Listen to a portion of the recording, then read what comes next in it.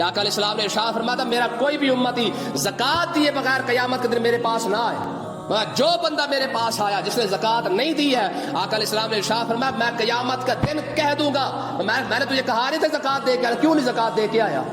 آج ہماری قوم کو ایک حدیث یاد ہے جی، حضور شفاعت فرمائیں گے، حضور باقی شفاعت فرمائیں گے، اس میں کوئی شک نہیں ہے، لیکن یہ بھی تو حدیث ہے نا، میرے نبی نے فرمایا زکات دیے بغیر کوئی بھی شخص میرے متھے نہ لگے۔ کیوں زکات نہیں دی؟ قیامت کے دن جب حضور نے اپنے امتی کو اتنا ہی کہہ دیا زکات نہ دے کر میرے پاس کیا لینے آیا ہے؟